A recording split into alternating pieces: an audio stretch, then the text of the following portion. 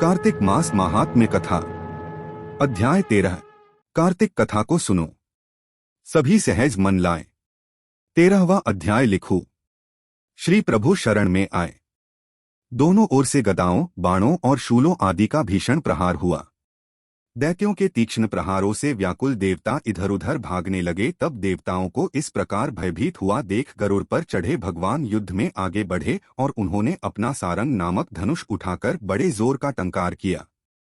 त्रिलोकी शाब्दित हो गई। पलमात्र में भगवान ने हजारों दैत्यों के सिरों को काट गिराया। फिर तो विष्णु और जलंधर का महासंग्राम हुआ।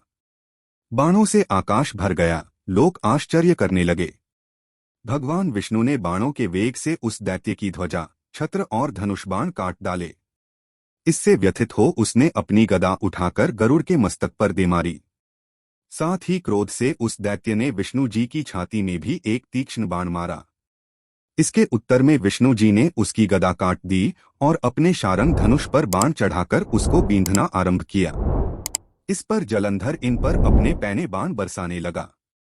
उसने विष्णु जी को कई पैने बाण मारकर वैष्णव धनुष को काट दिया।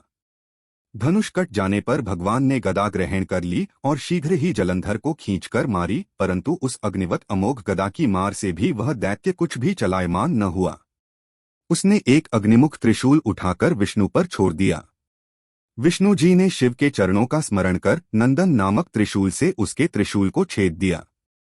जलंधर ने झपटकर विष्णु जी की छाती पर एक जोर का मुष्टिक मारा। उसके उत्तर में भगवान विष्णु ने भी उसकी छाती पर अपनी एक मुष्टि का प्रहार किया। फिर दोनों घुटने टेक बाहुओं और मुष्टिकों से बाहुयुद्ध करने लगे। कितनी ही देर तक भगवान उसके साथ युद्ध करते रहे। तब सर्वश्रेष्ठ मायावी भगवान उस दैत्यराज से मेघवाणी में बोले, रे रण दुर्मद दैत्यश्रेष्ठ, तू धन्य है जो इस महायुद्ध में इन बड़े बड़े आयुधों से भी भयभीत न हुआ।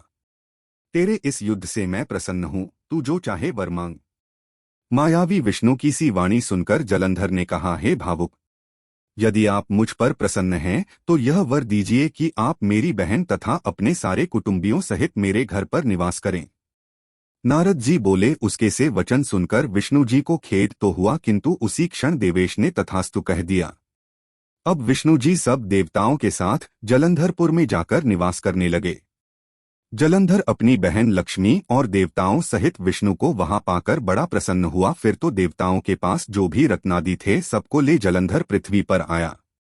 निशुंभ को पाताल में स्थापित कर दिया और देव, दानव, यक्ष, गंधर्व, सिद्ध, सर्प, राक्षस, मनुष्य आदि सबको अपना वंशवर्ती बना त्रिभुवन पर शासन करने लगा। उसने धर्मानुसार सुपुत्रों के समान प्रजा का पालन किया। उसके धर्मराज्य में सभी सुखी थे। कार्तिक मास महात्म्य कथा अध्याय 13 समाप्त।